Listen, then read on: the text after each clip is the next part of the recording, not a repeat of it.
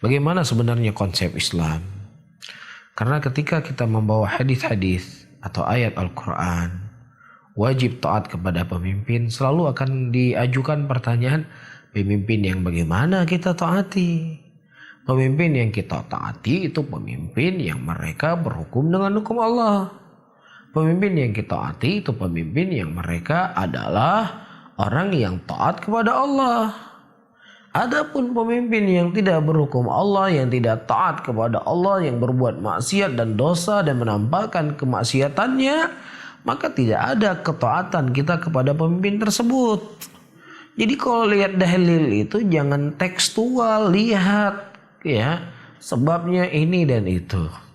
Demikian yang keluar dari mulut-mulut mereka ketika kita menyampaikan hadis-hadis dan ayat-ayat Allah Subhanahu wa taala tentang ketaatan kepada pemimpin muslimin selalu dibawa kepada pemimpin yang taat. Dan saya yakin kalau seandainya pun datang pemimpin yang taat seperti yang Anda inginkan, saya yakin Anda juga tidak akan pernah bersabar. Anda juga tidak akan bersabar. Anda juga akan demo, Anda juga akan menjelekan. Anda tidak sesuci orang-orang yang hidup di zaman Rasul atau di zaman Utsman bin Affan. Mereka melihat Utsman bin Affan. Mereka menjadi rakyat Utsman bin Affan. Apa yang mereka lakukan? Mereka mengepung rumah Utsman bin Affan selama 40 hari 40 malam dan kemudian mereka membunuh Utsman bin Affan. Beraneka ragam isu yang mereka sebarkan tentang Utsman bin Affan. Ternyata apa? Mereka juga nggak sabar. Ternyata mereka juga tidak patuh dan tidak taat. Jadi Anda, kalau Anda hari ini mengatakan pemimpin yang taat itu yang kita taati, saya jamin Anda tidak akan taat juga. Pasti Anda tidak akan suka darinya. Ya, seperti orang-orang Khawarij, apa kurangnya Utsman bin Affan?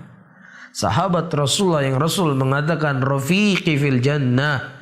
Sahabat saya nanti dalam surga.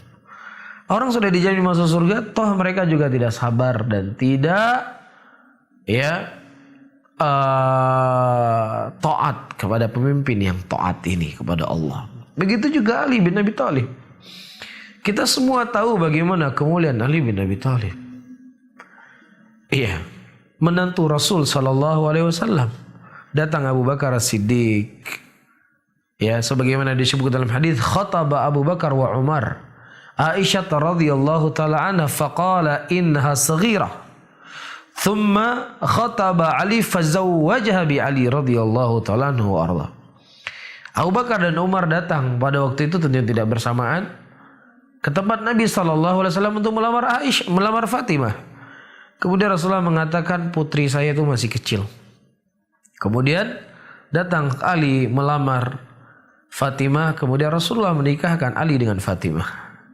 Nah, pemimpin ini menantu Rasulullah yang dipilih oleh Rasulullah.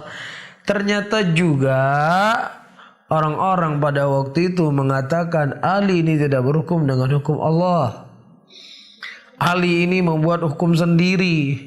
Dia itu taghut, dia itu kafir. Kemudian mereka memberontak kepada Ali dan kemudian mereka membunuh Ali bin Abi Thalib ketika hendak berangkat untuk sholat subuh. Siapa yang membunuhnya?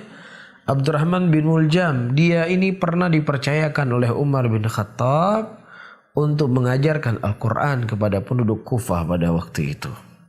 Bukan orang kafir, orang Islam. Iya.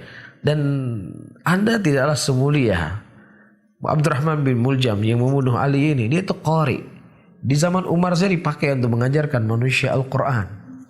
Tetapi subhanallah, Ali yang begitu baik, orang yang sudah dijamin masuk surga, ternyata juga dibunuh dengan dalih Ali tidak berhukum dengan hukum Allah. Saya ulangi kembali, Anda yang hari ini pemimpin yang adil, pemimpin yang taat, yang menjalankan syariat, saya jamin Anda juga tidak akan pernah puas kalau seandainya Ali bin Abi Thalib memimpin negara Indonesia.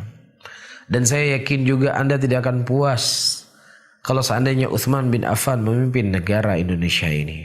Anda akan melakukan seperti apa yang dilakukan oleh mereka kepada Ali dan kepada Utsman. Kecuali kalau seandainya Anda mendapatkan fulus dan jabatan, di situ Anda akan diam.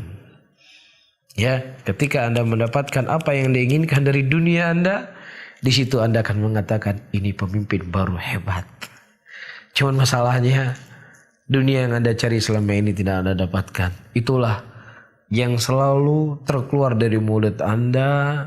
Inilah bentuk bagian dari mengajak, dari menegakkan keadilan untuk menjalankan syariat dan seterusnya. Iblis ketika menggoda Nabi Adam juga menggunakan kalimat-kalimat yang indah. Ya, fawaswasa ilaihi syaitan qala ya Adamu hal adulluka ala syajaratil khuldi wa mulkin la yabla. Ya, ketika syaitan memberikan waswas kepada Adam dan kemudian dia berkata, wahai Adam, maukah kutunjukkan kepada engkau sebuah pohon yang abadi? Pohon yang akan mengekalkan engkau tinggal dalam surga ini dan kerajaan yang tidak akan pernah hilang. Dan kemudian di ayat yang lain iblis mengatakan, saya merupakan penasihat yang baik kepada engkau wahai Musa, wahai Adam. Saya tidak menginginkan kecuali engkau, kecuali hanya kebaikan. Ya, oleh karena itu, untuk menguatkan apa yang saya sebutkan, saya akan membaca di sini ucapan para ulama Islam. Sehingga jangan Anda kemudian sembarangan menuduh itu kelompok murjiah, penjilat pemerintah, penjilat penguasa, ya pembela PKI, pembela LGBT, pendukung ini dan pendukung itu. Ya, kita akan mendengar ucapan para ulama Islam. Bagaimana, apakah maksud dalam ayat dan hadis itu hanya pemimpin yang taat, yang berjalan dengan hukum Allah itu saja yang ditaati? Yang itu pun seperti yang saya sebutkan tadi, saya nggak menjamin Anda akan mentaatinya kalau seandainya Ali yang memimpin negara Indonesia hari ini.